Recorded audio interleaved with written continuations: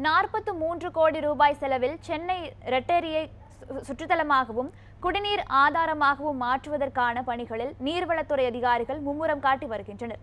இது தொடர்பான கூடுதல் விவரங்களை செய்தியாளர் சீனிவாசன் வழங்க கேட்கலாம்.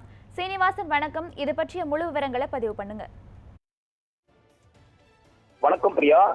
நான் பார்க்கக்கூடிய இந்த ஏரியானது மாதாவரம் மண்டலத்துக்கு உட்பட்ட இரட்டை ஏரி. சுமார் 500 ஏக்கர் பரப்பளவை கொண்டது இந்த ஏரி. கடந்த செப்டம்பர் மாதம் நீர்வளத்துறை சார்பாக 43 கோடி ரூபாயில் இந்த ஏரியை தூர்வாரி ஆழப்படுத்தி கரைகளை பலப்படுத்தி சுற்றுலா தலமாக படகு சவாரி கொண்ட ஒரு தளமாக அமைப்பதற்காக பணிகள் தொடங்கப்பட்டன. இந்த வருடம் செப்டம்பர் மாதத்திற்குள் பணிகள் நிறைவடைந்து பொதுமக்கள் பயன்பாட்டுக்கு வரும் என நீர்வளத்துறை அதிகாரிகள் தெரிவித்துள்ளனர். இந்த ஏரியை சுற்றி லட்சுமிபுரம், விநாயகபுரம் உள்ளிட்ட பகுதிகளில் ஒவ்வொரு ஆண்டு மழைக்கும் இந்த ஏரி நிரம்பி அதன் உபரிநீரானது இந்த ஏரி சுற்றியுள்ள பகுதிகளில் நீர் தேக்கம் அடைந்து அந்த பகுதி மக்கள் மிக சிரமத்திற்கு ஆளாக்கி வந்தனர்.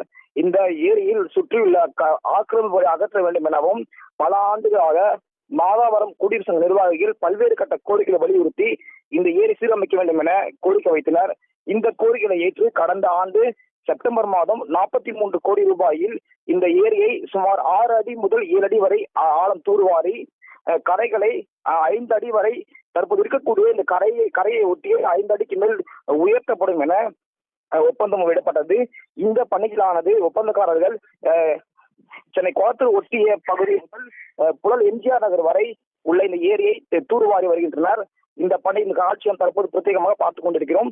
இந்த ஏரி பணிகள் முடிவடைந்து செப்டம்பர் மாதத்துக்குள் பொதுமக்கள் பயன்பாட்டு வந்தால் சென்னையில் மேலும் ஒரு சுற்றுலாத்தலமாக அமையும் என இந்த பொதுமக்கள் எதிர்பார்த்து வருகின்றனர். பிரியா, சென்னை ரெட்டேரியை சுற்றுலா தலமாகவும் குடிநீர் ஆதாரமாகவும் மாற்றுவதற்கான பணிகள் தீவிரமடைந்துள்ளன. இது பற்றிய கூடுதல் விவரங்களுக்கு நன்றி சீனிவாசன்.